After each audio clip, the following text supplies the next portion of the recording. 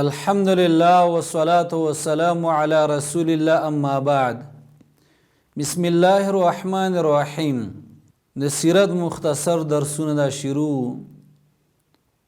اتم درس د سیرت د رسول الله صلی الله علیه وسلم واده د خدیجه رضی الله تعالی عنها سره. رسول الله صلی الله علیه وسلم یتیم پیدا شوی و، سمال ورته میراث کې نو پاتې شوی، نو د خپل قوم د پاره به ګړي بيزي ساتلې په یو څو روپو باندې. او نبی علیه الصلاۃ والسلام دا فرمایلیم دي چې نو یو نبی مگر هغه ګړي بيزي سره ولې دي، او دې کې علما او ډېر پیدې هم ذکر کړي. بهر حال رسول الله صلی الله علیه وسلم چې کله ځوان شو نو تجارت په کاو، اب معاملاتو کې داسې وو چې د امین، امانتدار او صادق رښتیا ویونکي لقب ورته ورکړی شوی. خیانت یې چېرته نو کلی، دروغ یې چېرته نو ویلي، همیشه دپاره امانتدار و او همیشه دپاره رښتیا ویونکی و. خدیجه رضی الله تعالی عنها دا په قریشو کې یو اوچته ښځه وه.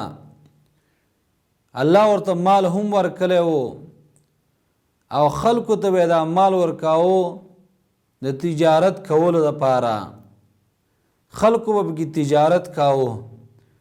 نو کله چې خدیجه رضی الله تعالی عنها د نبی علیه الصلاۃ والسلام په باره کې خبر شوه، نو هغه ته هم خپل مال وړاندې کو چې دا شام ته ویسه د تجارت دپاره. نو رسول الله صلی الله علیه وسلم د تجارت دپاره شام ته روان شو، او د خدیجه رضی الله تعالی عنها غلام میسره په نوم باندې دا ورسره هم لاړ. هلته تجارت وکړو او ښه ګټه پکې وکړه، او چې کله واپس رالو نو په امانت سره هر څه ورته واپس حواله کړه. خدیجه رضی الله تعالی عنها چې کله دا ګټه ولیده او امانت ولیدو او میسره ورته هم بیان وکړو د نبی علیه الصلاۃ والسلام د اخلاق او د خوی په باره کې، او دا ورته هم ویل چې سخته ګرمۍ کې به د رسول الله صلی الله علیه وسلم باندې سوری راته.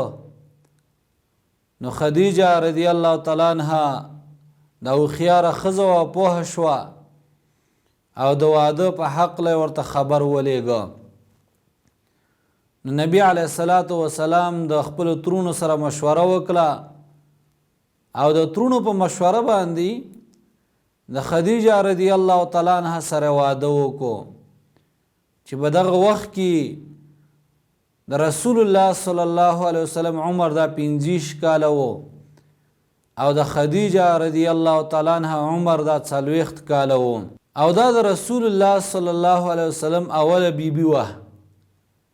د دې په ژوندانه رسول الله صلی الله علیه وسلم بله بیبي نه وه کړې، او ټول بچي د رسول الله صلی الله علیه وسلم بغیر د ابراهیم نه دا هم د خدیجه رضی الله تعالی عنها نه وو. ډېره اوچته مرتبه والا ښځه وه. حدیث کې راځي جبریل علیه الصلاۃ والسلام راغی او نبی علیه الصلاۃ والسلام ته ویل چې په خدیجه رضی الله تعالی عنها باندې سلام وایا د الله د طرف نه، او زیره ورته ورکا په کور باندې په جنت کې. وصلی الله علی خیر خلقه محمد و آله و صحبه اجمعین.